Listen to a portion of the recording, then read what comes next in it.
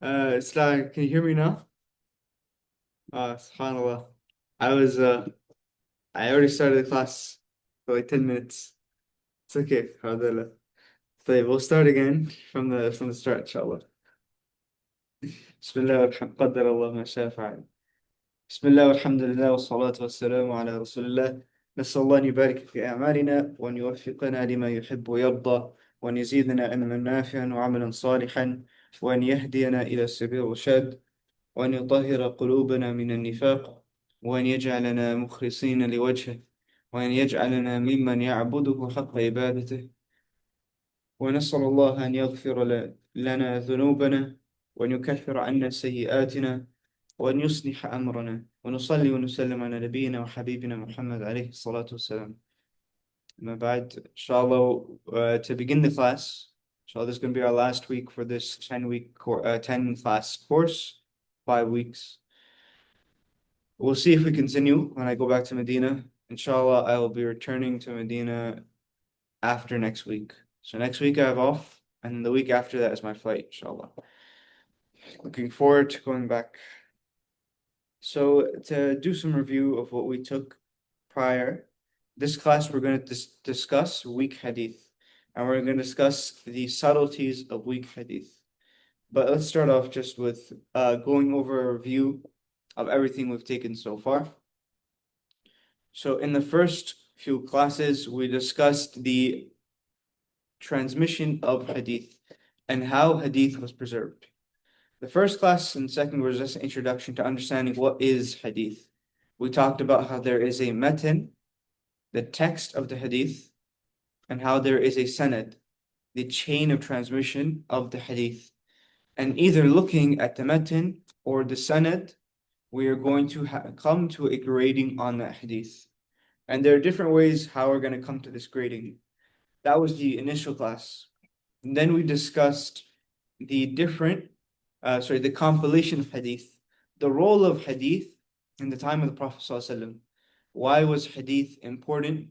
And what was the role of the development of hadith? When the Prophet ﷺ is talking to companions and he's teaching them, why is this important? We took some examples, the different ways the Prophet ﷺ would teach people. Sometimes he would directly tell them something. Sometimes him being silent when someone was doing something was an action of approval. And other times he would teach them in different manners. So when you have someone that's so important to you, you're listening acutely. So we talked about how the companions were listening acutely to the Prophet ﷺ and memorizing his narrations. They already had a strong sense of memory because of the time that they're living in. And just moving forward off of that, they preserved the hadith of the Prophet. Not only did they preserve it mentally through memorization, we also talked about how they preserved it through written works. We talked about the different scrolls that are narrated about or talked about in the time of the Prophet ﷺ. The scroll of Ali, radiallahu anhu, which he would keep in the seat of his sword. The scroll of Abdullah bin Amr ibn al-As, which is called As-Sahifatu Sadiqa. We talked about the scrolls of others, companions as well, and how these were also written during the time of the Prophet ﷺ. And then after the time of the Prophet ﷺ, and after the time of the companions, we have the tabi'in, the followers of the companions. A tabi'i, a sahaba we discussed, is someone who met the Prophet ﷺ, believing in Islam and then died upon Islam. And a tabi'i is someone who meets the sahaba believing in the message of Islam and dies upon Islam. So we have this idea of the sahaba, the Prophet ﷺ, the sahaba, then the tabi'in, and the preservation of hadith through them. Then in the time of the tabi'in and the followers of the tabi'in, we talked about how the narrations of hadith were actually preserved, how books were written at this time. We had books like when the Caliphate Umar ibn Abdulaziz, he orders Muhammad ibn Shihab al-Zuhri to preserve hadith from compile hadith. We also talked about the different compilations of hadith which were available at the time. Like we talked about Imam Malik's Muwatta, him being one of the not one of the first works, but one of the most memorable works, and there were many works before him. So then Hadith is being written down time of Tabi'een, time of the Sahaba, time of Tabi'een, even after Tabi'een, the Hadith is being written down and preserved. And then we have the compilation of Hadith in certain books, which are known as books of Sihah, the books which are authentic books, which are only compiled books, Hadith, which met a set criterion for authenticity. So we had like Sahih Bukhari, Sahih Muslim, and then we had the other books of Sunan that came after them. And once the Hadith were compiled in books, the preservation of Hadith now relies on the chain narration to these books. So we see the continuous chain of transmission and preservation of the Sunnah. And this is why our method of preservation of our historical works is far superior to the method of the Western academia. Their methods don't have anything like this, where they have a chain of transmission, where they have people of integrity, where they have people who don't lie. They don't have this preservation. So then we went into the lives of Imam al-Bukhari, Imam Muslim, Imam Abu Dawood, Imam al-Tirmidhi, Imam al-Nasai, and Imam ibn Majah. The 6 works of Hadith, we went into their books, and we looked a bit at how they formatted and structured their books. Does anyone have any stories they remember from the lives of the 6 Imams that stood out to them? I'll leave this open to just discussion now for this point. Any stories from the 6 Imams that stuck out that you remembered? Remember anything, Daniel? Well, I remember just when Bukhari corrected the Sheikh when he was like 12. Yeah, when he was like 12 years old. Imam Bukhari, when he corrected his Sheikh when he was 12 years old. Well, why was that memorable to you? Like, what was like so unique about that? It was like you rarely see that. Yeah. Yeah, such a rare instance, someone of such a young age to be able to do something like that. It's very impressive. Well, Sabr, Sazia, you have anything you remember from the lives of the 6 Imams?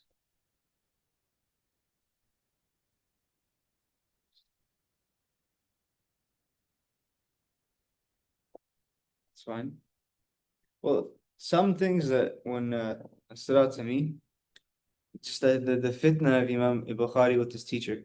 It just so shows you a lot about how yani, history actually was in the time of the scholars, how their relationship with their teachers actually was. It gives you a personal insight into the reality of people and human nature. And it's the same thing like Imam Nasai, uh, and his works on Ali. That was is very interesting just to see how history has developed. So those are the lives that we took the lives of the 6 Imams, and then we actually started going into Hadith itself, Hadith science. We talked about Sahih Hadith, Hasan Hadith, Da'if Hadith, authentic, acceptable, and weak narrations of Hadith. Then we talked about Hasan li and Sahih li narrations of Hadith which are authentic through corroborating evidence and acceptable through corroborating evidence. So we talked about those different narrations. What are the 5 conditions we looked at when we talked about Sahih Hadith? You know, remember? Um, I don't know like in order, but I know Yeah. like the memory, character, and like the precision. Yeah. So memory, character, memory is precision. Yeah. Like that's type of precision. Those are the 2 very main things. So these are things you look at when you look at the narrator of Hadith. When we look at a Hadith itself, like what would we look at? Like we have a Hadith and its chain of narration. There's 5 things, conditions we said are for Sahih Hadith. You have to be like overlapping time periods, like they have to have each other. Like in the chain of marriage. So yeah, that's the indication of that the chain narration has to be connected. It can't be cut off.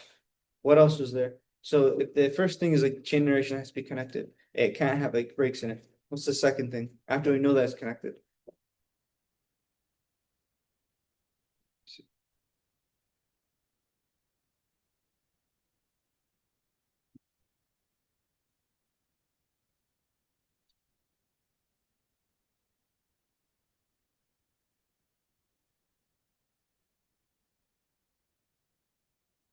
Horrible.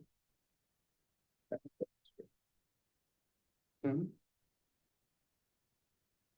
So let's say we have a chain of narration now.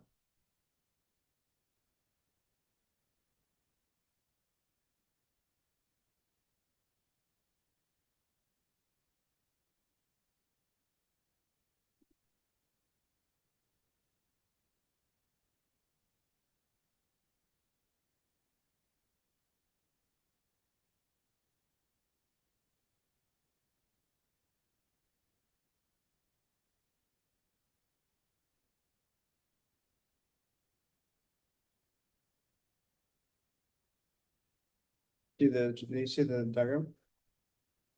So the first step we look at is we see that the chain is continuous. Oh, that's nice. So now that we know that the chain met, everyone met each other, what do you look at next, Neil?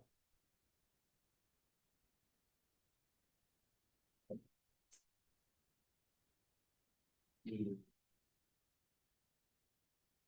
isn't the character of the narrative? Yeah, you look at the narratives themselves now. So now we know that the chain itself is connected. Now we have to know that, so we have a continuous chain, but it's everyone that told us this information, are they reliable? So you'd look at the integrity and also the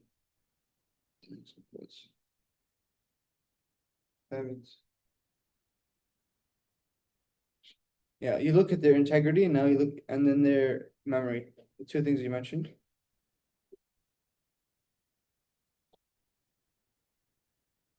And their memory. Sorry, I'm not gonna say memory, but I'll say precision.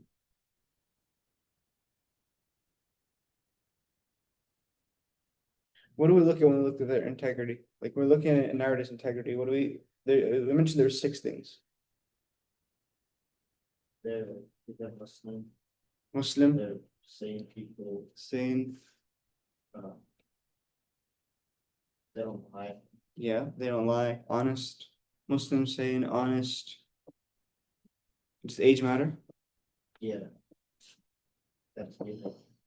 They can't be like future person. Yeah, it can't be prepubescent at that puberty. So four, then there's two more. So we said honesty, age, Islam, aql, uh, then there's two more. I know, I remember the fifth one, I don't remember the sixth one. No, we have to get the fifth one. I got it. Astaghfirullah. When we're looking at like, let's say someone's coming to you. So now you want to see if they're a reliable person that's like coming to you with information. You look at so they're Muslim obviously, so you can rely on them. Then they're of age, they're professing, so they understand things. So then they're not insane, mentally insane. So obviously, and they're also honest people. But there's also two other things we're gonna look at because not everybody who's honest is a good person because they can be doing other things. Or you look at their character. In what sense? Because there's a specific thing we'll look at that will determine their character. Like if I'm a type of person, or if someone's coming to you, and they're a type of person that goes to the kahwati every night, is that someone you'd like rely upon for reliable? You look at their act. You look at their actions in terms of their sins. Like, are they openly committing sins, major sins and minor, and like constantly committing minor sins? That's just someone who commits major sins in public is not someone you're going to take information from. Not someone you're going to rely on for your deen. And then the last one, that's actually an interesting point. You know, a lot of these influencers nowadays, they're like on Instagram and stuff, and like they're not covering their aura. For the males, they have like their auras uncovered, and for the females, like non-hijabi influencers, like they're openly committing sin, like without haya, without modesty, and they're giving you information of deen. You wouldn't trust that because this person is openly committing sin. And the last condition it's similar to it's not as bad as sin, but it has something else to do like with what they're doing. This one's more the kahwati example. I don't know. It's the are they constantly like doing things of that does not match a person of their status. Like someone who is supposed to conduct themselves with a sense of respect. If they start going and doing like what we would say hoodlum activities, and that's such a uncool way of saying it, but like activities which are not befitting of someone of their stature. Like if the imam is going out and he's just like chatting, or you can't even say chatting with girls because sin, but he's just doing things which are not something you would want an imam to do. Like he's not mature. You would take that out. Like you wouldn't trust him as much. So those are the five things we'd look at when we're talking about their integrity. In terms of precision, we said there's two types of precision. Do you remember the types? Last class you mentioned them. Precision. I think it was like precision, horizon, precision, reading. Yeah, precision in memorizing and precision in writing. Those are the two main ones. That they have to be writing adequately. There's something about it not contradicting a hadith. No, thank you, Salwa. So yeah, there's precision of memory, that the memory has to be up to state, up to grade, and then the precision of writing. And then the last one we had the fourth one Sabr mentioned. He said they cannot be contradicting. What do we mean when we say this, Daniel? Do you remember? What do we mean when we say it's not contradictory? Contradictory to what? Like in terms of So when we are looking at the authenticity of a hadith, we have to make sure that it's not contradictory, like not contradicting something, not contradicting what though? not contradicting the other chains of hadith. Yeah, not contradicting other narrations, not contradicting other more authentic narrations. And then the last one, which is the one we aren't focusing that much on because of it's pretty in depth in terms of hadith science, and we're taking an overview, is hidden defects, what we call illa, hidden defects. Yeah, so that's the importance, like that's the five things we're gonna look at when we're looking at this hadith. We're gonna say, okay, is the chain continuous, and are the people that gave us this information, are they reliable people? It's a very like common sense approach, but it's not like it is a very common sense approach which is reliable and trustworthy. But nowadays we don't really have this where we'll just take information from anyone. Like someone who's known to lie, like Netanyahu. He's a known liar. He's lied so many times about different things. And you'll trust him. People will trust him in information after he's lied already. It's not a very academic way to look at things, and it does not fit the standard. So this is the five conditions we'll look at when we're looking at the authenticity of hadith. So then we have different gradings according to these conditions. So like these are the conditions we set up, and then our grading of hadith, like oh, is it this, or this, is going to be according to these five conditions. So we had five different categories of hadith. Remind me what they are, Daniel, the five different categories. That's the authenticity. Yeah, which was that in Arabic? Can you remember? The Yeah, Sahih, Hassan, Hasan, Sahih, Hasan, Taif. And do you remember the other two? Sahih, the lady, Yep, perfect.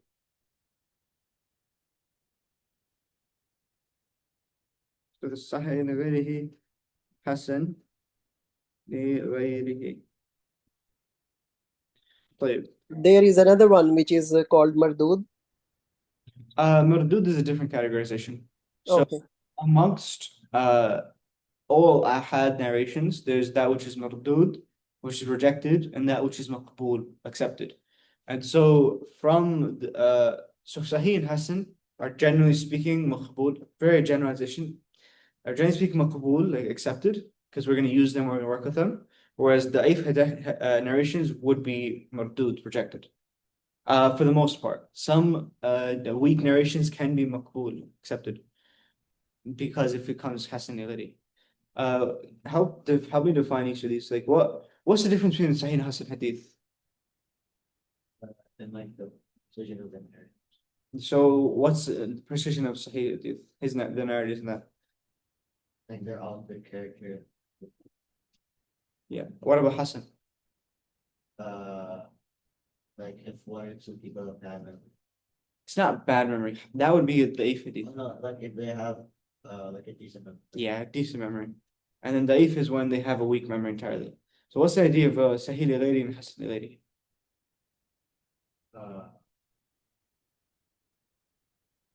If like there's enough Hassan Hadith that mean the same thing, it becomes Sahih. Yes. And then what about Hasan li-ghayri? It's the same thing for that. But is it all Da'if hadith? No, So it's only like what kinds? Do you remember any? no, I don't know. Yeah, we didn't really go into that in detail, but generally speaking, it's like someone who had like multiple people, a weakness where it can be actually corroborated. Like if there's a liar, we're not going to take that weakness and raise it. So that's Sahih al-Ghayri, Hasan al-Ghayri, and Daif. We talked about the idea of a mutabi' and a shahid. When we're looking at multiple chains of narration, we talked about two different things. Do you remember what those are? A tabi' and a shahid. Tabi' is the concept of we have a similar hadith with the same Sahaba. So there's the same Sahaba and a different chain of narration. So like we had one chain of narration, this one on the board right here. This was our own first chain of narration. And then while we were looking and like looking through the books and stuff, oh, we found another one. That would be called a tabi'. Whereas a shahid is just another hadith, different companion entirely, which just shares the same meaning. So they could be talking about different stories entirely. So for example, we could be talking about the issue of wiping over the socks and wiping over leather socks. We have one hadith where Sahaba he takes off the leather socks of the Prophet ﷺ, and he goes to take them off, and the Prophet tells him, leave them on, I'm going to wipe over them. And then we have another hadith which is totally unrelated to this story, where like Ali radiallahu anh says that, oh, the Prophet ﷺ allowed us to wipe over our leather socks when we were traveling. So these are two different hadiths entirely, but they're shahids for each other because they both witness, shahada, literally meaning witness, like a shahid, literally meaning witness. They both witness the same meaning. I think that's most of the concepts we've taken so far. Does anyone remember anything I missed? If I've missed anything? This was the majority of our classes so far. So this is important. Now that you have all this, you have the basics, like the groundings of hadith science. Like if anybody comes up to you and wants to like debate you on hadith or understand hadith, you can explain to them generally what this means. One last thing we took is the idea of Sahih Hasan. When we find a hadith narration and someone, a grader of hadith, says it's Sahih Hasan, what does that mean?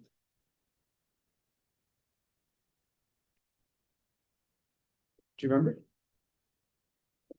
Running out of time. Accomplish more Zoom workplace.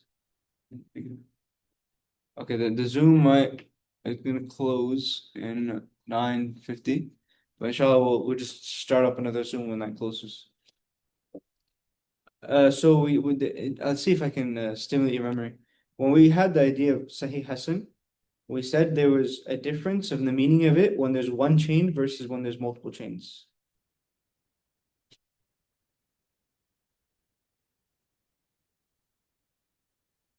Anyone in the chat remember in the Zoom call?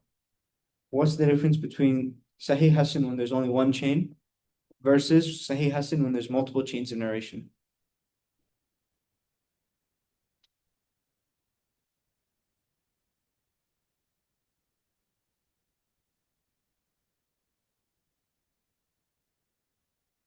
I'll give another hint. There's a missing word here. There's a missing word right here that if you know the word, it'll explain this. Like look, we're looking at only one chain of narration, and yet the scholar said it's Sahih Hasan. Like, what were they trying to say? Well, is it like they can't decide? Yes, exactly. When they say that, they mean it's Sahih or Hasan. They're basically telling us like this narrator, in the chain. I wasn't sure. Did he have amazing memory or was his memory just acceptable? He wasn't certain. What about if there's multiple chains though?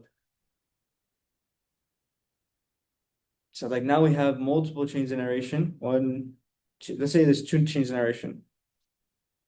And he's saying Sahih, this hadith, it is Sahih Hasan. There's a missing word here. So this was Sahih or Hasan. Yeah, that's exactly it. So the narrator, when there's multiple chains of narration, he's telling us that this hadith has both Sahih and Hasan chains of narration. And that is everything we've taken so far, summarized within a couple minutes, like half hour. Now that we understand Sahih pretty well, we understand Hasan pretty well. Oh, there's one thing I just want to mention, and I think I mentioned this before, I'm not certain. What is, like Imam Tirmidhi is what, have you ever heard of like him talking about Hasan? Like you've heard that before, Imam Tirmidhi and Hasan Hadith? What does he mean when he says the term Hasan? Okay.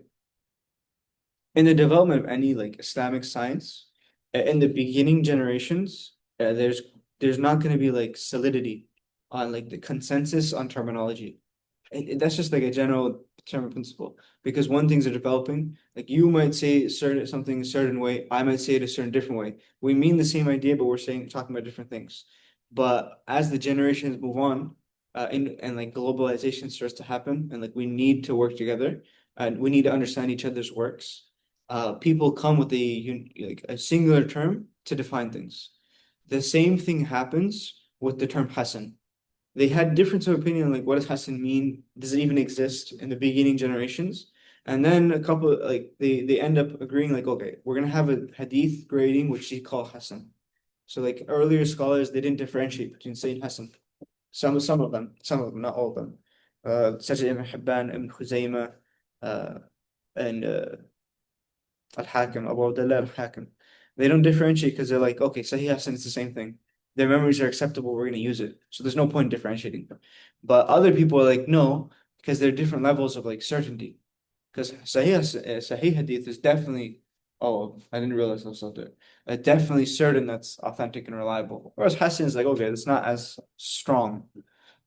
So that's one thing. When Imam At-Tirmidhi is using the term Hasan, he means what we call Hasan li ghayrihi. Meaning, when Imam At-Tirmidhi is saying a hadith is Hasan, he's saying that this hadith is a weak hadith in its essence.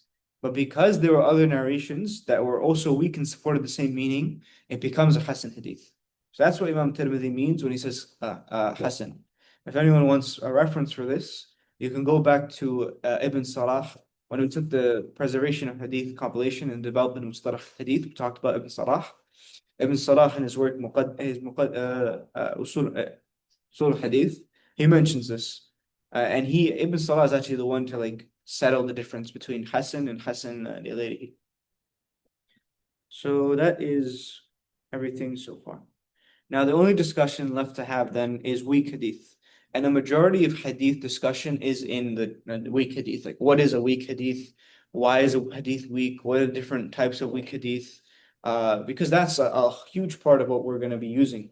Not using, but a huge part of what we have to be looking out for when we're looking at chains of narration. All right, so let's go and start the lesson. Yeah? Closed? Okay. All right. We're going to restart the Zoom right now. Yeah, today we have to use the 40-minute Zoom link. So I'm gonna resend the Zoom link in the chat and then we'll continue, inshallah. So I'm gonna close this one and resend a new one. Sorry about that.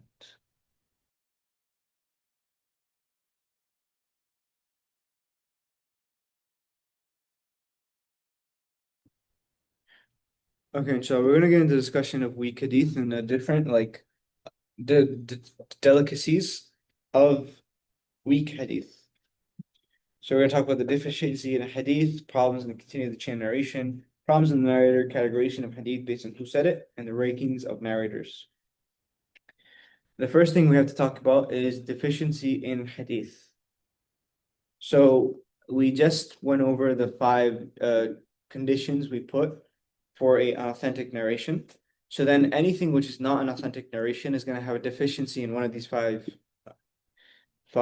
conditions.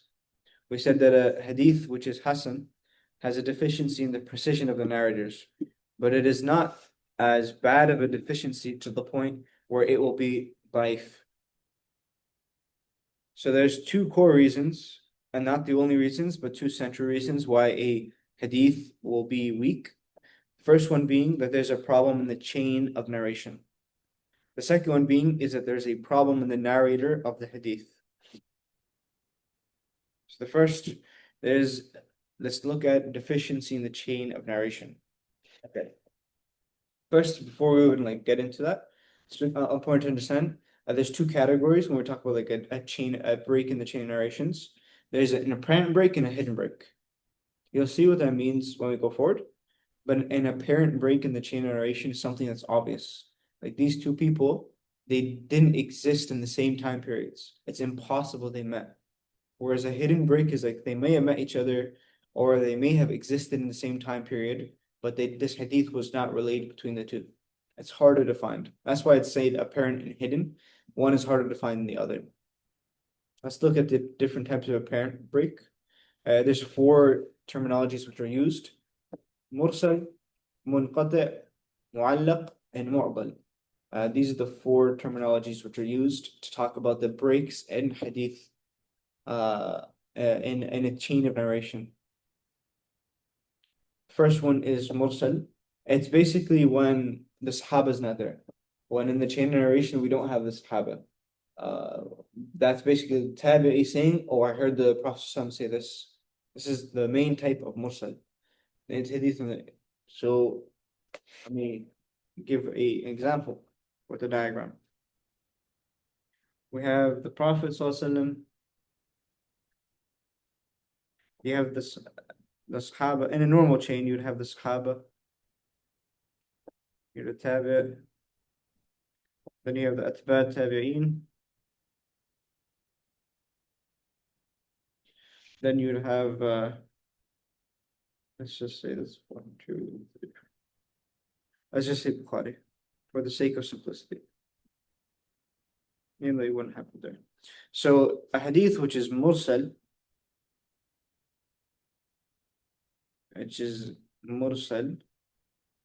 is a hadith where the Sahaba is not there.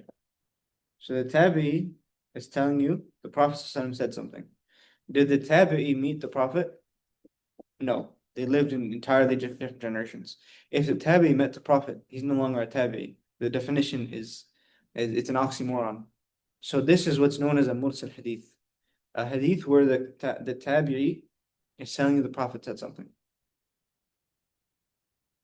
Then we have a munqati' hadith, which basically means that at any point in the chain, there's a break. So if there's the Sahaba, if the Sahaba is cut off, that's called a mursal hadith. Any point, if let's say the Tabi is not there, that would be called munqati'.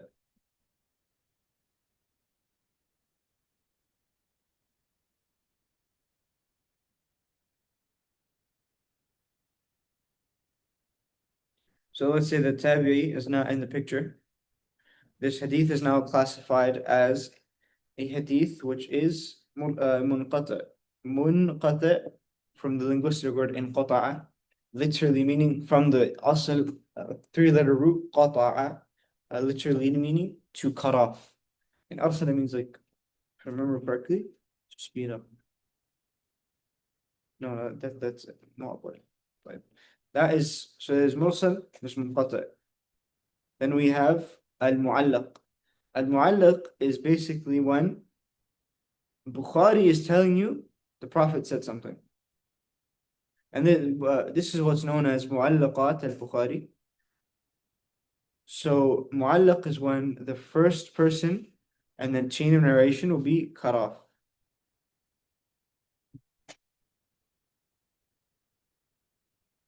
So Bukhari is saying, if I said right now, قال Rasulullah sallallahu alaihi wasallam, I am not telling you my chain of narration. That is what's known as a hadith, which is mu'allaq. Bukhari does use this type of hadith in his Sahih. And the reason why that's relevant is because people will come and criticize Bukhari's work and they'll say there's weak hadith in the Sahih Bukhari because it's mu'allaqat, because of these types of hadith. There's no chain of transmission. what Bukhari will do in his work is he'll be like, in one place, he'll put a hadith as mu'allaq, but in another place, he'll have the entire chain. And when he puts it mu'allaq, he's basically referring you and saying, hey, over there, I already gave you the chain for this. So he's summarizing and he's saving time for himself. Then we have a hadith and the last type, which is called al-mu'dal. Al-mu'dal is essentially there's two people in the chain mission. As you know, mursal is one, munqati is one, mu'allaq can be one, but if it has to be at the beginning. And mu'dal is that there's one person, or sorry, two people or more consecutively, meaning at this in a row, missing from the chain. If you look here, the Prophet, Sahaba, you have the Tabi'i, Tabi'i, you have Bukhari. If let's say the Sahaba and the Tabi'i were both, actually let's add one person to make this an easier example.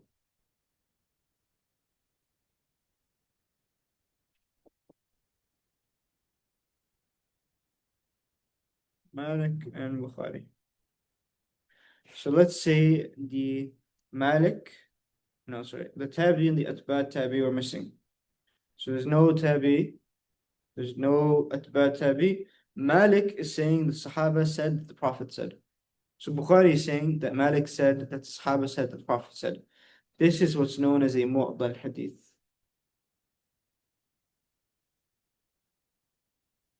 It's a hadith which has two people missing from it or more consecutively. Like it's in a row. Well, so what's the difference between a mu'allaq and a mu'dal?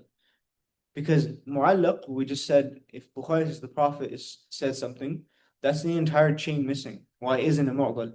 It's because one of the conditions for hadith to be mu'dal is that it has to be after the first in between the chain, after the first teacher.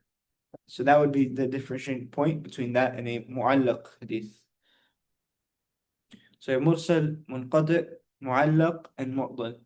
These are the four main types of what's known as inqita' fi sanad, a missing link in the chain of transmission. Any questions? Do you have any questions? No? It's like, let me here, let me try something. Okay, let's do some examples then. I'll put the terminology on the side because I know it's new.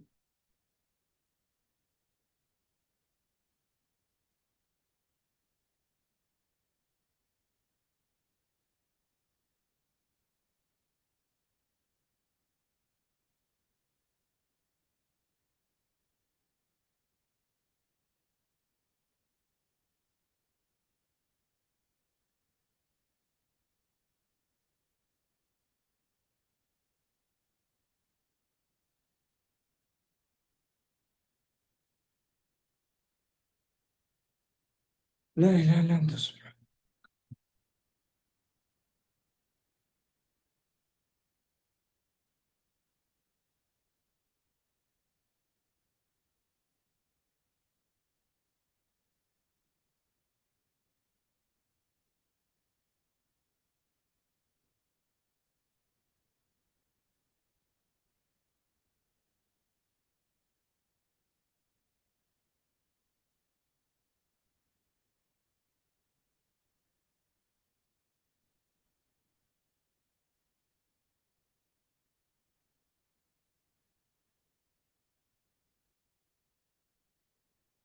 Okay.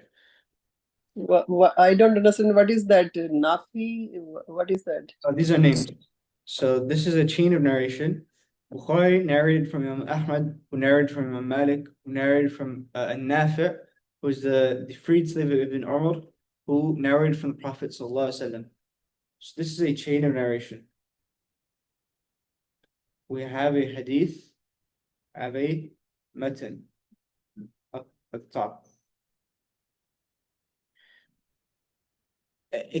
I want you to tell me.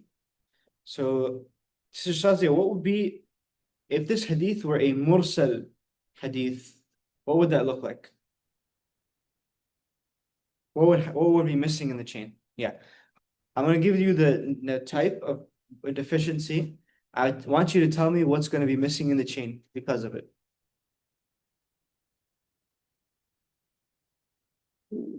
Mm, maybe I'm not 100% sure, but I will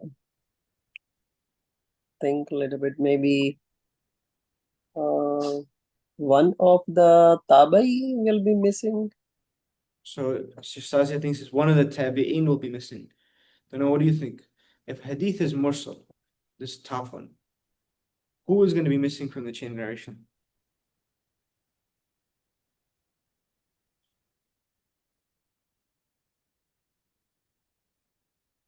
What do you think? What do you think is going to be missing? So you also think the tabi here, who is the tabi here? Like, who would be the tabi? Nafi'. Both of you agree that Nafi' would be the missing narrator. What do you think, Brother Sabir?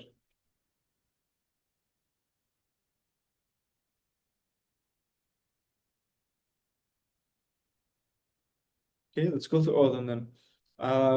Shazia, what do you think will be a mu'allaq hadith? If this chain narration mu'allaq, what would it look like?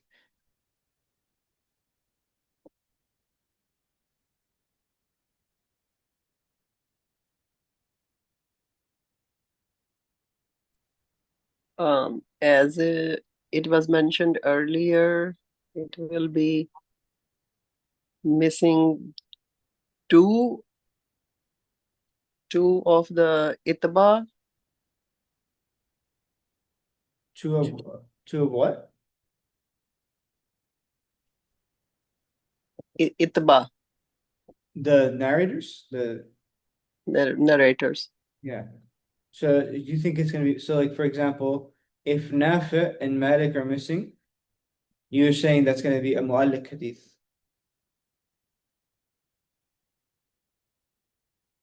Yeah, correct me if I misunderstood you.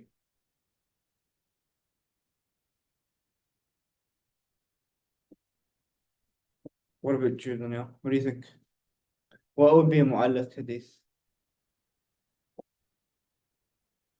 What would be missing from the chain?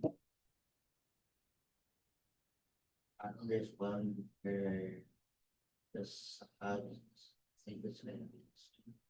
You think that one's gonna be okay? Okay, mu'allaq.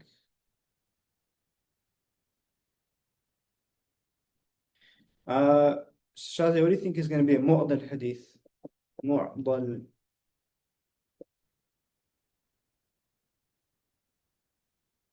What would that look like?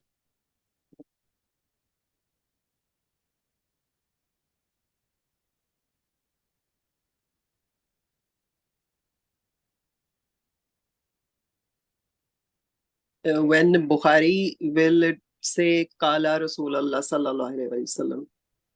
Bukhari say qala Rasulullah, so everything, so basically it'd be right here. You're thinking that's a mu'dal. What do you think, Daniel? I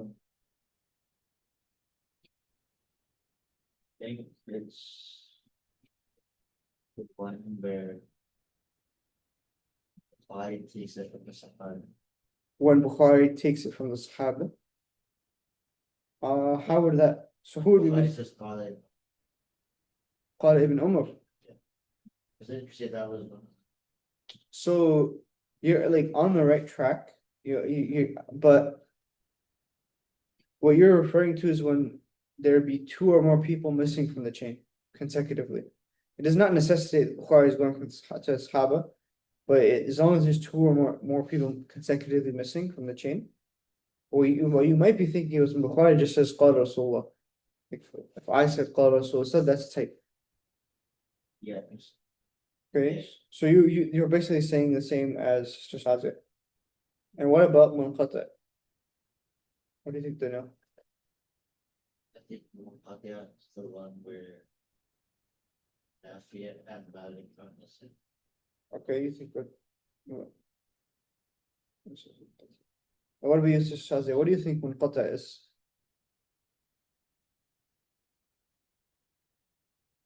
Munkata, when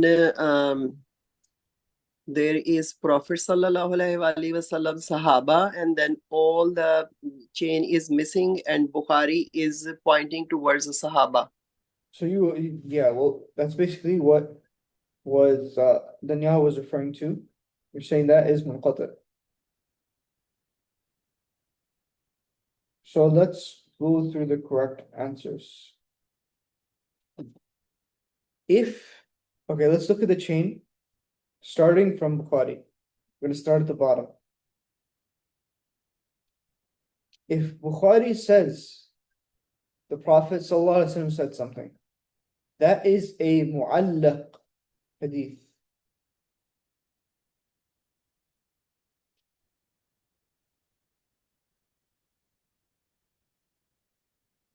I'm going to repeat that. If Bukhari is saying that the Prophet, not Abu Amr, the Prophet ﷺ said XYZ. He's just saying, like if I said right now, قال رسول الله صلى الله عليه وسلم إنما الأعمال بالنيات. That's what's known as mu'allaq. It's totally, there's no chain to it. I'm just saying that he said it. That's mu'allaq.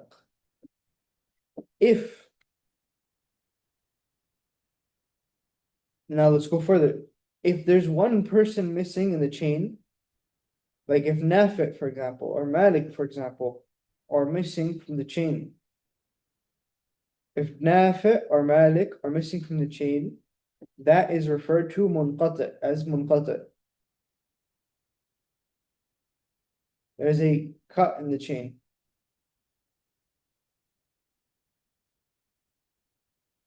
Okay. If there are two people missing from any point in the middle of the chain, so let's say both Nafi and Malik are missing, that is what's known as mu'dal.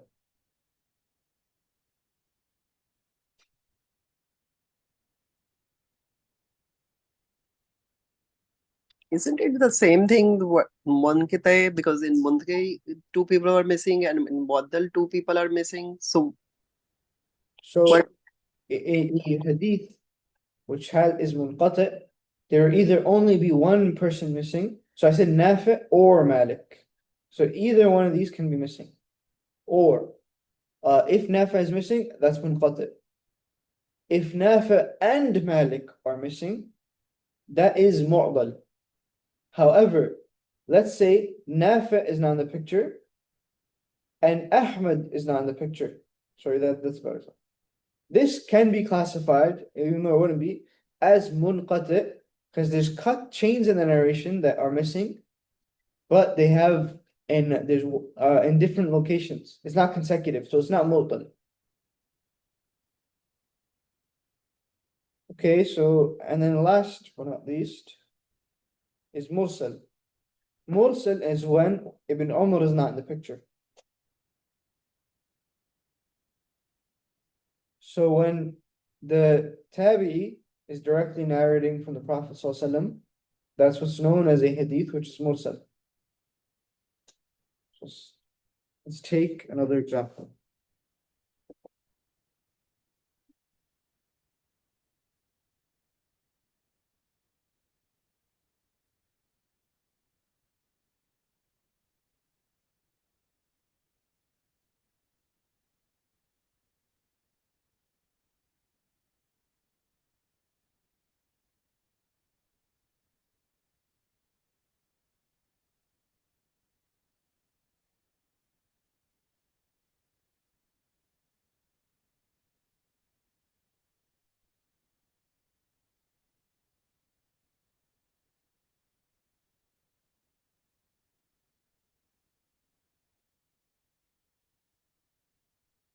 Okay, let's try this again.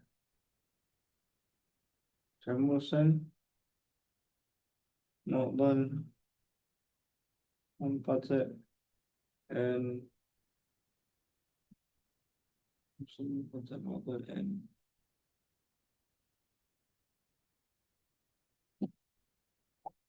معلق.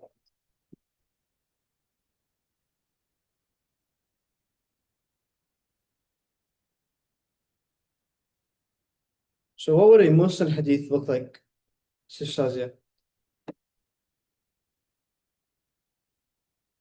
Mursal when Sahaba is missing. So okay, Mursal when the Sahaba is missing. Good. Do you agree, Dunya? What is a munqati hadith look like, Sister Shazia? When Tabi or fourth generation is missing, or either one of these three, like Tabi or fourth generation, if the both are missing, then it will be Munqati. Yes. So generally speaking, munqati is just they're in the middle of the chain, there's a person missing. There's someone missing. The one more, there's people missing. That's the general idea of a hadith having inqita. What about mu'allaq, Shazia? When all of them are missing and Bukhari is stating directly from Prophet sallallahu alaihi wasallam. Yes, that is a hadith which is mu'allaq. And what about hadith which is mu'dal then, yeah? So we did mursal, munqati, mu'allaq. Now we have mu'dal left.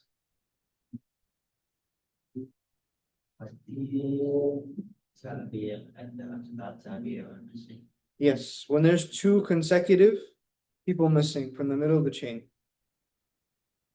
Good job. So that's mursal, mu'dal, munqati, and mu'allaq. These are the different terminologies that are used. So we have now, we said those are the apparent breaks. There is a person clearly missing from the chain. It was very easy to determine that this person is missing from the chain of narration. But now we have types of hidden breaks, mursal al-khafi and tadlis. Before we go into that, we're going to take a 5-minute break and come back at 12:20.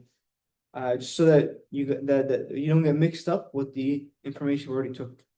We're going to take a 5-minute break and come back, inshallah.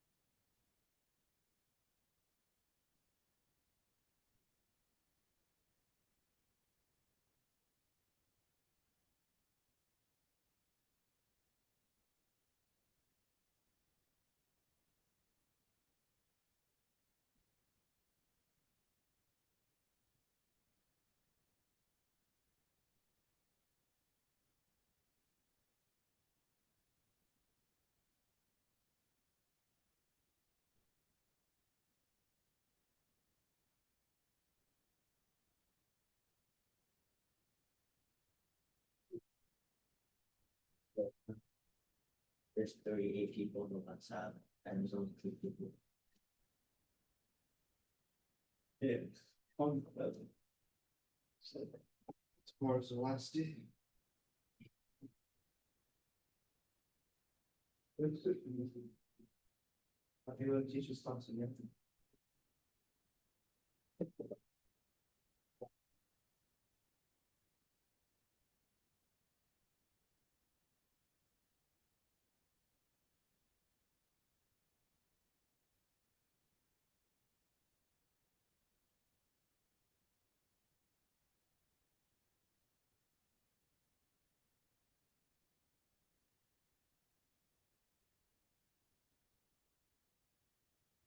Your trip get some. Are you gonna go for them? Oh, yeah. Where you guys going? Istanbul. Where you guys going? I don't know, like, 2 or 3 weeks. I don't know, like, okay. That's nice. We excited? Istanbul's cool. Yeah. Gotta get some antique stuff. That's really nice. Dude.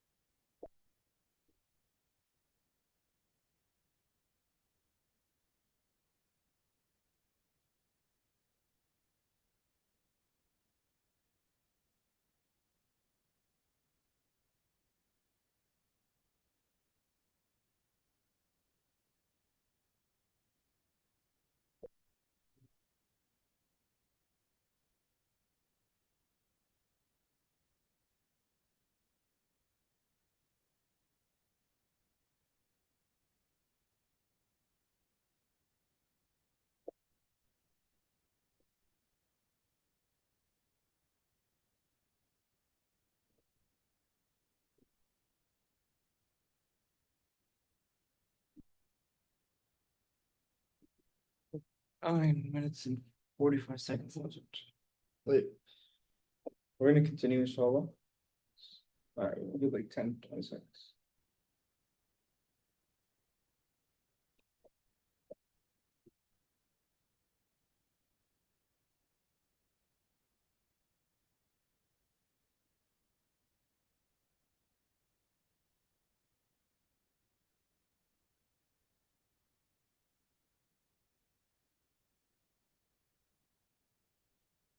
Alright, so now, alhamdulillah, wassalatu wassalamu ala rasulillah.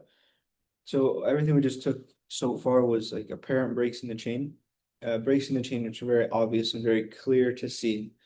What we're gonna be taking now is breaks, which are a bit more like you have to deficiencies in the chain narration, which need a bit more analysis. So when we look at a teacher-student relationship in terms of hadith, we look at three different things. We look at, did they live in the same time?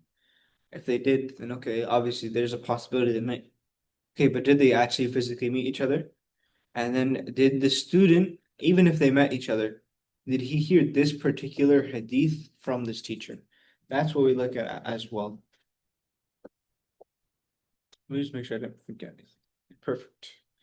So the first thing we have is what's known. Oh, I think the slides got mixed up. No. So the first thing we have is mursal khafi. It's a hidden. This number one, al mursal al khafi, a hidden irsal. The idea behind this is that the student and the teacher, they lived in the same generation, but they never met each other.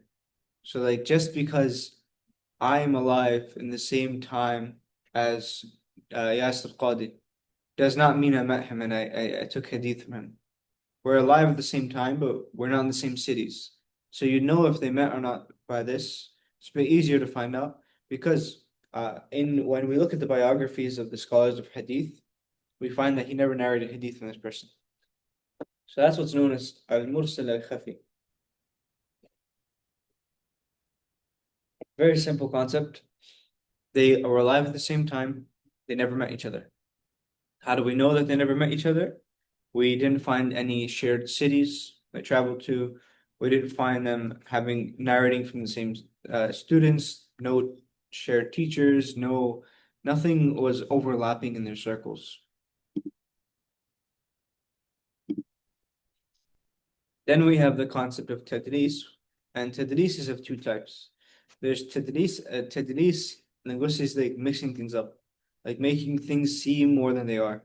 So there's two types, there's tadlis al-isnad and tadlis al-shuyukh. The first one, tadlis al-isnad, is essentially when a person will remove a narrator from the chain of narration. So let me make a diagram to make this bit clear.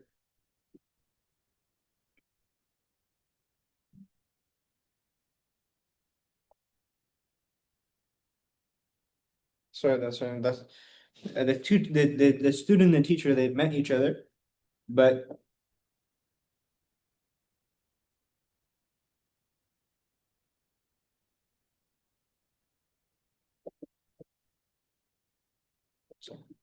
so the student and the teacher, they didn't meet each other, but this particular hadith was not narrated from the teacher.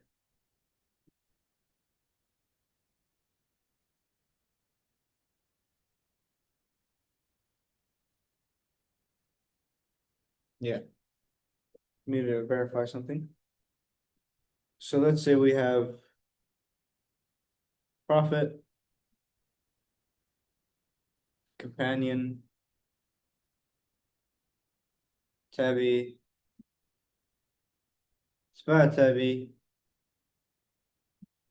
and then the followers, 4th gen and 5th gen. So these two people, let's say 4th and 5th generation, they've met each other. Good. They've even heard hadith from each other. Good. But this hadith was not narrated. So how will we know that? The first thing to know is that the student and the teacher, to even be having this discussion of like there being tadlis in the first place, both of them are honest people, generally speaking. Their honesty is apparent. So they're not going to outright lie because they know that lying is haram. So what they'll do is this person at the 5th generation, he will say, I heard from, he will use the word an. I heard from this teacher of mine, XYZ.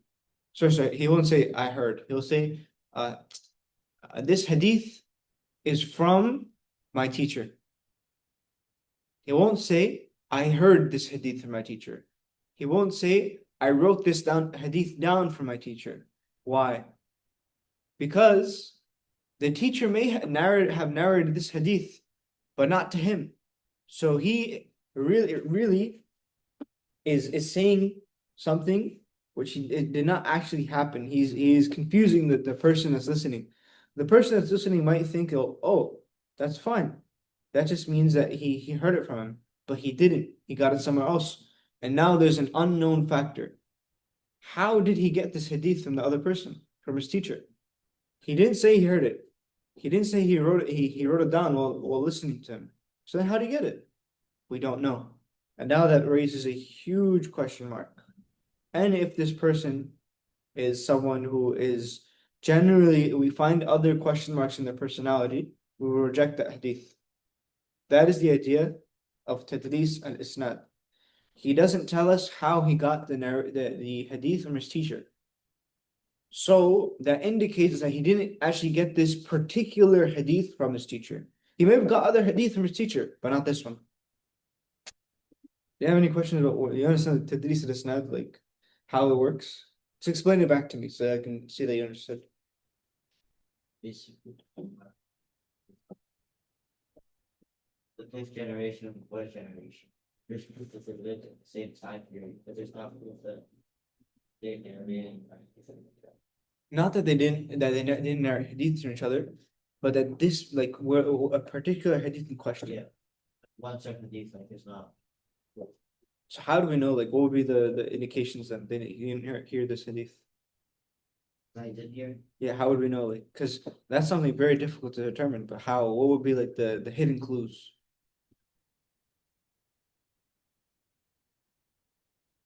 I mean, I would say like, you probably would say that you heard it from the fourth generation, but you might have lied.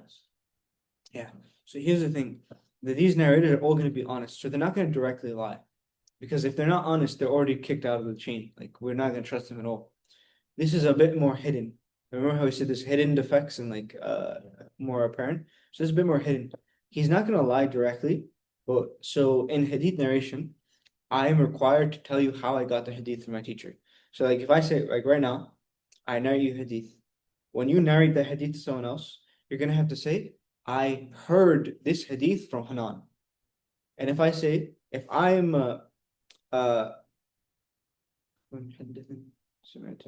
or if I gave you a book and you're reading it to me, like I gave you my book of hadith and I say, read this hadith to me.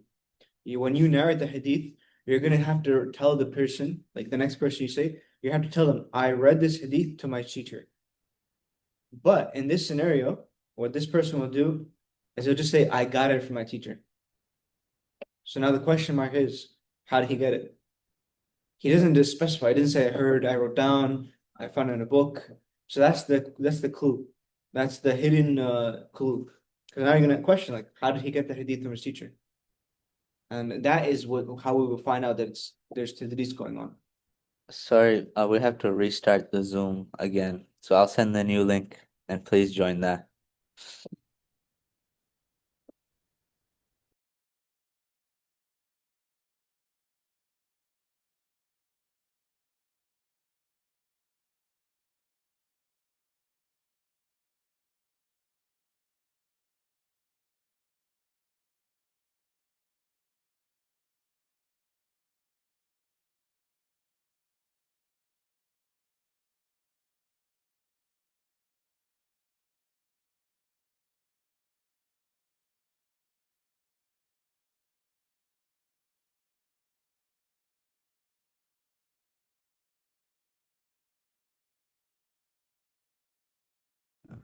Like, we'll just continue as he sets things up. We talked about the idea of tadlis al-isnad and how that's a bit more hidden and difficult to catch, but it can be caught because then how the student is going to say he got the hadith from his teacher. If he says, yeah, I'm going to right now. If he says like I heard this from my teacher, that's fine. If he says I got it, I wrote it down while listening to my teacher, that's fine. But if he just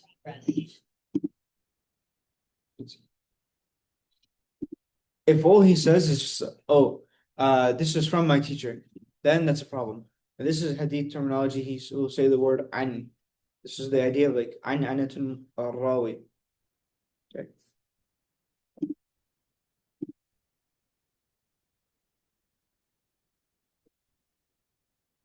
One second. Is it sharing it? Perfect. Okay. So these are and then there's the idea of tadlis al-shuyukh. Tadlis al-shuyukh is very simple. It's basically when I say, I have a teacher, right? My teacher's name is very well known. His name is Khalid Thubaiti. Theoretically speaking, let's say this teacher is a weak narrator, and I got hadith from him. Everyone knows him by the name Khalid Thubaiti. By the way, it's one of my favorite teachers in Medina. But he's not a weak narrator at all. But everyone knows him by this name. He also has a nickname, Abu Abdullah, a kunya. and they call him, he's called Abu Abdullah, but nobody knows him by that at all. When I'm narrating hadith now, I'm gonna say Abu Abdullah told me that the so and so told me that so and so told me. I'm gonna tell you a name that you won't recognize him by, so that you don't realize that the hadith is weak. So I'm narrating the hadith. I'm preserving the chain of narration. Everything is fine, but you won't catch the weak narrator right away unless you're strong in hadith. Because who's Abu Abdullah? You don't know. It's this weak narrator. His name is XYZ, but I called him something he's not known for. That's the idea of tadris al-shuyukh. It's not always done with malintent. Sometimes it's done with authentic narrators, but just like give some spice to the sauce. Give some diversity and like different, ways of saying something. So that's the idea of tadris. You guys, Sazia, Sabir, Danielle, you good on the idea of tadris? Okay, good. Alhamdulillah. Sazia is clear? So the voice got cut off. I said, is the idea of tadris clear? No, it got cut off. I couldn't hear. Can you please repeat? Okay. Tadlis al-isnad is when, it's student and teacher. So we have a student and we have his teacher. So Danielle, how about you explain what the idea of tadlis al-isnad is to Sister Sazia? See if you understood correctly. Yeah, just speak a bit louder so she can hear you.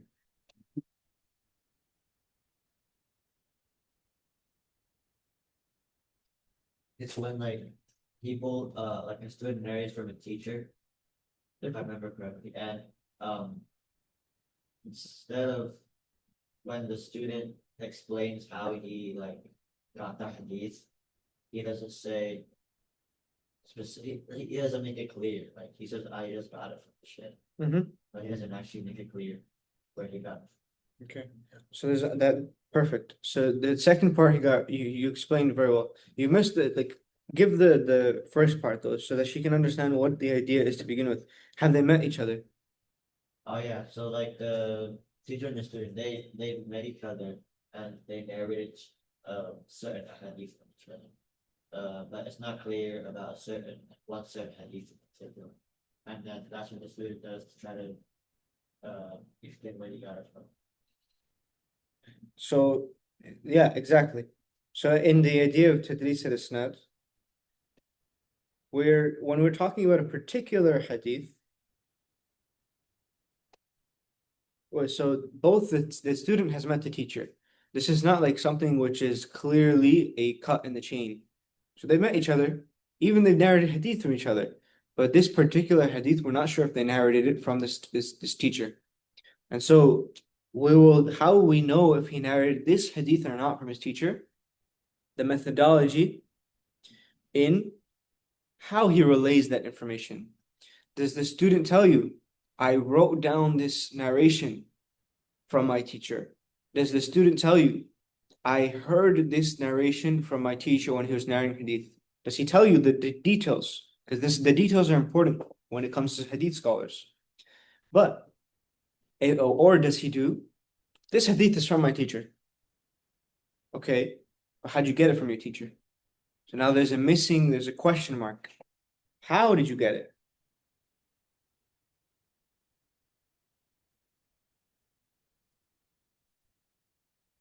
So that is the idea of tadlis al-isnad. The student does not tell us how he got the hadith, because he just does an'ana. In most cases, this will be rejected then, because we don't have certainty on how he got it. No, but my question is that they met with each other and then he said that I got this from my teacher. So I couldn't understand that part, that how did I get it from my teacher? But he met teacher and he got it from teacher. Yes, good. I understand your question. So when a student is narrating hadith from his teacher, there's something which is called siyagh al-ada. Basically, it's when I now narrate this hadith, I have to tell you the means in which I received this hadith from my teacher. So there's different types, and this is a whole discussion of itself. So, like, did my teacher read the hadith to me? So I'm in a sitting, my teacher, he has his book, and he's reading the hadith to me. Is that how I got my hadith? Or did I have the book in my hands and read that to my teacher? Or was I in a gathering, someone was reading the book, the hadith, and I was in the gathering, and they were reading to the teacher. And then he gave us permission. Or did my teacher give me his book and say, you have permission to narrate this hadith? So these are different methods of how did they get the hadith. Now, when the narrator of hadith does not tell us this information at all, he just says, I got it from him. This is a question mark, an unknown knowledge now. We're not certain of how he got this hadith. So because of that, this will be a weak hadith, because now we have a question mark in the chain of narration. And when it comes to authentic narrations and narrations which we act upon in our deen, we cannot have any question marks. It has to be very clear. So now, because of this subtle question mark, we're not going to use this hadith in our deen. Unless, what do you guys think? So this hadith now, there's weakness in it. There's a question mark. In what scenario would we actually use this hadith in? It goes back to a concept we discussed before. This is a weak hadith. And there's other weak hadith that's the same. Exactly. So this is what's known as a hadith that's weak, but its weakness is not that great. Like Sister Sazi was questioning, like they met each other. He said he got other hadith from a teacher. He probably got this hadith as well. I agree. You're right. He probably did get this hadith from his teacher, but we don't know for certain. But now when you have other narrations backing up this, okay, then he probably actually did get this hadith from his teacher. So we can trust him. Was that clear, Sister Sazi? Did that answer your question? Yeah, Jazakallah. This is exactly what what I was thinking. You made it clear, Jazakallah. Alhamdulillah. And then there's the idea of tadlis ash-shuyukh. Daniel, can you explain to Sister Sazi what tadlis ash-shuyukh is? What is that idea? When like the student takes a hadith from the teacher, but he doesn't use the teacher's name, like he uses a different name for the teacher. Yeah, that's exactly what it is. When a student gets a hadith from his teacher, like you guys are studying with me, my name's Hanan, but when you're referring to me, you say, oh, I got it from Abu Hamza. Nobody knows me as Abu Hamza. That's a nice kunya. Nobody knows me as Abu Hamza, but you were saying that. Like you're referring to me in a way where I will not be recognized, because nobody knows me by that. Even if you said it to my family, they wouldn't know me. But so that is the idea of tadris ash-shuyukh. Once again, it's a question mark. It doesn't mean the hadith is totally in the drain, but it's just okay, who is Abu Hamza? We have to find that out. We have to look into it. So that's why there's a level of weakness to this chain, because we don't know who Abu Hamza is. We have to find that out. Once we find that out and we can ascertain that, then we look, oh, this person, Abu Hamza, his name is Hanan. Is he a reliable narrator or not? Okay, if he is, then we'll take it. If he's not, then we won't take it. That's the idea of tadlis. Wait, that's clear, sir? It means that somebody is famous by the name and popular by the different name, but the other name is not popular. So they're like the teacher is using two names. So that's why, as a student, we have to do research that which name he was famous for. Yes. So then we can give his reference to the hadith. Okay. Yes. It clear, mashallah. So like I'll give a modern example. Let's say I don't know what his kunya is, but I'm gonna make up a kunya. So I was listening to a lecture by Abu Khadija. Sorry, that's actually a person. I was listening to a lecture by Abu Hamza. And Abu Hamza wrote this new book. And this new book is very interesting. It talks about this very interesting topic on the generations of Salafism. Who am I referring to? Who is the person you don't know? It's no, that's fine, that's fine. That's the point. Abu Hamza wrote this famous book on Salafism and the development of Salafism throughout history. And Abu Hamza, I heard this from him and he said all this different stuff. Who do you think I'm referring to, Shazia?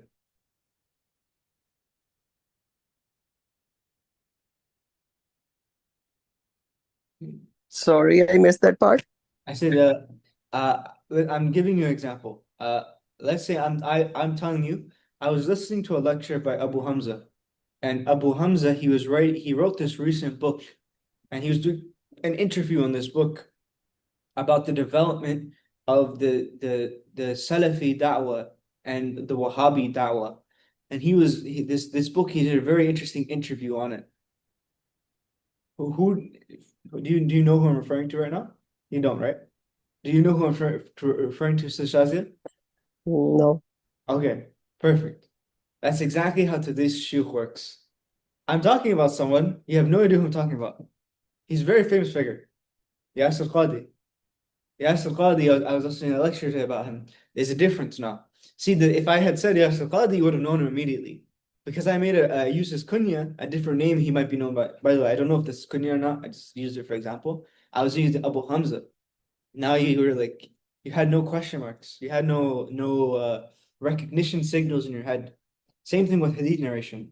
There are certain narrators who are known, like this person, the weak narrator. We don't take hadith from him. So I'm not going to tell you his name. I'm not going to refer to him by the name you know. I'm going to refer to him by a name that's unknown so that you won't recognize immediately that this hadith is weak. You're going to have to look into it. But that is the idea of tadris ashu.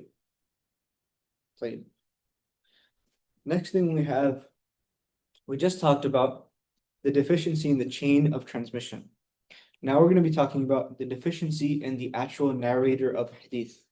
So the chain narration, we talked about there's two different deficiencies, either a cut in the chain, a break in the chain, which is apparent, or a break in the chain, which is more hidden. And that was the idea of the tadlis we just talked about, the idea of mursal al-khafi. Now, what about the narrators? And the narrators, we look at two things. Once again, we talked about this before, but there's two main things we look at: their integrity and their memory. So now, when it comes to weak hadith, what are the types of deficiency in the integrity of a narrator? The first one, he is a liar. We have proof and we know that he has lied in the hadith, the Prophet ﷺ before. This is a fabricated hadith. Any narrator, any hadith, in the chain of narration, there is a person who is a liar. That narration and that chain becomes mawdu', extreme weakness, fabricated hadith. We're not going to use that. We're not going to look at it. There's a liar in the chain. We don't trust at all. Any chain of narration of someone accused of lying. Forget he even lied, but people accused him. Oh, you might be lying here, and they accused him of lying, or we thought him to be he who was a liar. Like we had even like a doubt that he might be lying in his life. So this is the idea of like if he lies outside of hadith narration. So hadith narration, he may not lie, but outside of hadith narration, when he's doing business, when he's dealing with his family, when he's dealing with his animals, we know he lies. Okay, that is matruk, what is translated to mean left, abandoned hadith. These both, mawdu' and matruk, are extreme forms of weakness. These are the type of weakness where it cannot be supported through corroborating evidence. Then we have the concept of someone who has excessive sins. So if someone is open sinner, they're openly drinking alcohol, they're going to bars, they're going to nightclubs. This is someone we say is munkar, he's denounced. This hadith, all of his hadith are going to be denounced. We find him narrating hadith, we don't trust him. He's an open sinner, he doesn't fear Allah. If he doesn't fear Allah in his day-to-day life, how can we trust him to relay the message of the Prophet ﷺ? So the three types we just took. fabricated hadith, which is called mawdu' hadith. Ibn al-Jawzi, he has a book called Al-Mawdu'at, where he compiles a bunch of fabricated hadith. Even though there's a discussion in the type. Then we have matruk hadith, where there's the person accused of lying, a abandoned hadith, we abandon that entirely. And now we have munkar hadith, and munkar is a term used for different types of weakness. One of the types is when they are excessive sinners. Another type is when they have innovations. They're a person of innovation in the deen. We're going to get into a discussion of like maybe you've heard the term of bid'ah. Bid'ah is the type term for innovation in the Arabic language. And we're specifically when we talk about innovation, we don't mean like Thomas Edison created the light bulb kind of innovation. We don't mean like Elon Musk created Tesla kind of innovation. We mean like molded kind of innovation. That there was something that was introduced to the deen which was not known at all in the time of the Prophet, in the time of the companions, and is a bid'ah, is an innovation within the deen. And there's two types of bid'ah when it comes to in the dialogue of hadith science. There is a bid'ah which makes you removes you from the fold of Islam. So for example, the Qadianis, the bid'ah, the innovation that there is a prophet after the Prophet Muhammad ﷺ. This takes you out of the fold of Islam. Because one of the key tenets of Islam is that you believe that Muhammad ﷺ was the final last messenger. So if you have done an innovation which has removed you from the fold of Islam, we will not take your hadith entirely. Period. Without any exceptions. There is discussion in this, difference of opinion, but that's the general rule. Now, what about bid'ah, which makes you a sinner? Which makes you a sinful person, such as some of the innovations when it comes to the asma and sifat of Allah, or some of the innovations of even the Shia. As long as there are three conditions we have. First of all, the person, the narrator we're taking from, is he calling to his innovation openly? Meaning when he goes out, he's telling people, you have to believe this, you have to believe this, you have to believe this. And we know he's calling to innovation. If he does that, we don't take his hadith. Because he's open caller to bid'ah, to innovation. Does he see lying to be permissible? So a famous thing is that the Bukhari, Imam al-Bukhari, for example, he would narrate hadith from the Khawarij. The Khawarij were a deviant sect at the time of the Prophet ﷺ and the time after him, where they believed that any sin you commit, any major sin, removes you from the fold of Islam.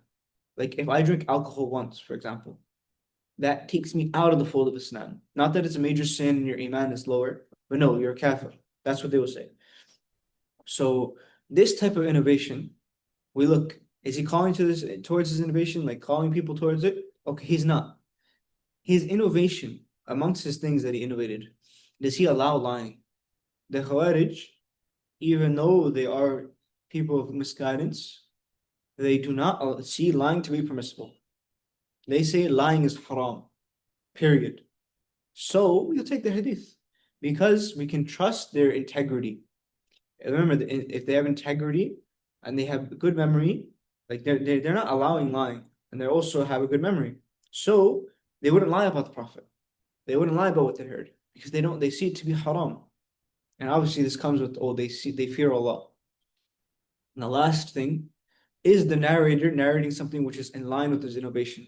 So let's say a person who is a Khariji from the Khawarij, he comes to you and you're getting hadith from him, and he starts narrating hadith about, and the Prophet ﷺ said, and he narrates a hadith that's telling you about how anyone who commits a major sin is a kafir.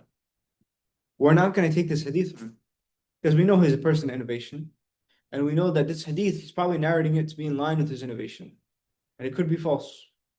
So because of that, those are the conditions they put when we're taking hadith from people of innovation. But generally speaking, hadith for people of innovation are hadith which are regarded as munkar, if it does not fulfill the shurut. Then there is something which is known as unknown. So the narrator, either the narrator himself or the narrator's integrity and his memory is unknown. This is also what's classified as a weak hadith. Why? It's because when we looked at the 5 conditions, we had one of those conditions which wasn't fully fulfilled. When we looked at the narrator, we didn't know anything about him. It's either we don't know exactly who he is because he narrated so few hadith, or that nobody has said anything about his memory, nobody has praised him, but at the same time nobody's criticized him. Nobody said, oh, he has great memory, but at the same time nobody said he has bad memory. So we just don't know. And because we don't know, we're not going to rely on that hadith. But this is also one of those hadith where we don't know about his condition, but there's other weak narrations which are also like approving of this idea and this meaning, that will use that and they'll become hasan. Because this weakness is just, it's not because it's a major weakness, there's a liar, there's an innovator, oh, we just don't know enough information to go put a stamp on that hadith. So now that we had supporting information, supporting evidence, we'll be like, okay, we'll take that and move it to the grade of hasan. And then we have, so there's two types of, there's either an unknown narrator or an unknown condition. These are the differences in the integrity of a narrator. We said if he's a liar, major weakness, mawdu'. If he is accused of lying, matruk, major weakness, abandoned hadith. If he is a person of innovation and he's calling to his innovation, abandoned hadith. If he's a person of open sinning, abandon his hadith. And I think there's one I actually didn't put up on the slide that I'm remembering right now. No, it must. I didn't put it. Ghafla is not precision. Oh, okay. Yeah. Or if he's unknown. The fourth one, that his condition is unknown. We don't know if he's reliable or not, or he himself is unknown. Like they call that jahala, al-jahl, not knowing about him, not knowing enough information about the narrator. So that is also a problem in the integrity of the narrator because we just don't know.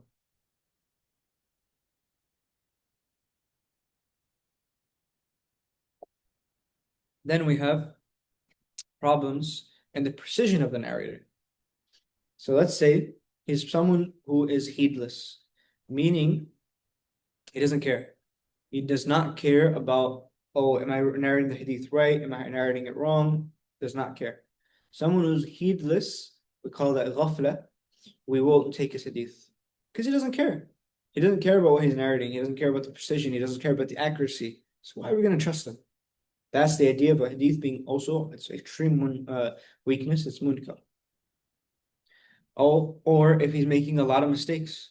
Like this one thing for a person to have bad memory and make mistakes sometimes. And there's an entirely different thing when a person consistently and continuously is making mistakes and mistakes and mistakes. This is what's known as fahish al-ghalat. That would be called a munkar hadith as well, except because of his excessive mistakes. Then we have someone who just has weak memory. Okay, that is just life. He makes mistakes sometimes. Not all the time, sometimes, and it's a bit more often, he makes mistakes. And then we have someone who has weak memory due to old age.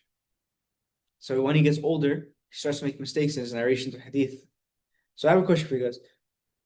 This narration, someone who has weak memory because of old age, are we going to reject all of their narrations of hadith the same way we do with a liar? What do you think? Why not? Because if he was known previously to have good memory, then there's a good chance it's actually the correct hadith. So then what would we have to know about the hadith to accept it? Like you're saying, if he was young and he had good memory, and then his memory got bad when he was older and narrating, so then what would we have to know about the hadith to know if it's acceptable or not? Just other change of narration. That's true. But specifically, even if we just had this one generation, what do you think? The weakness is because of his old age, right? What do you think, Shazia?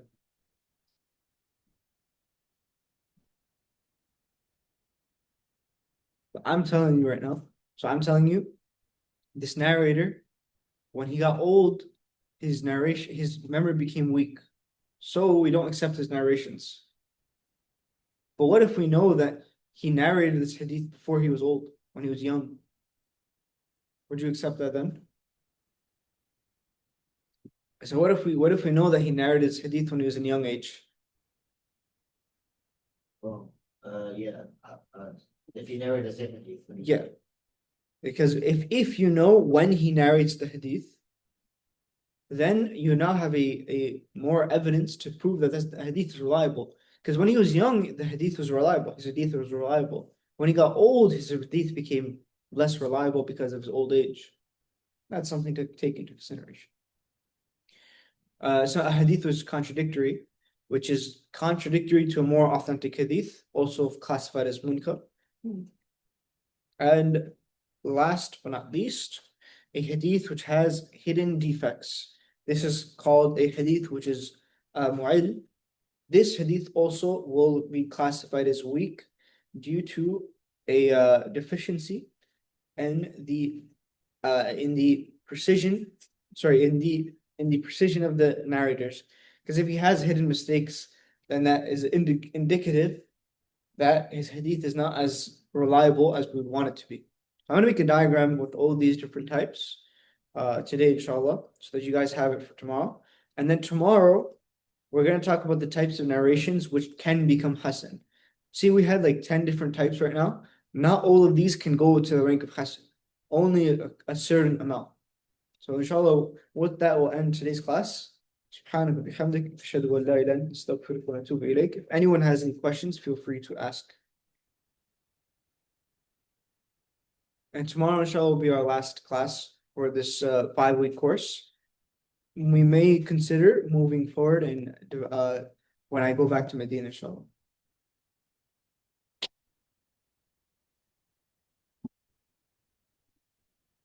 جزاكم الله خيرا. السلام عليكم ورحمة الله وبركاته.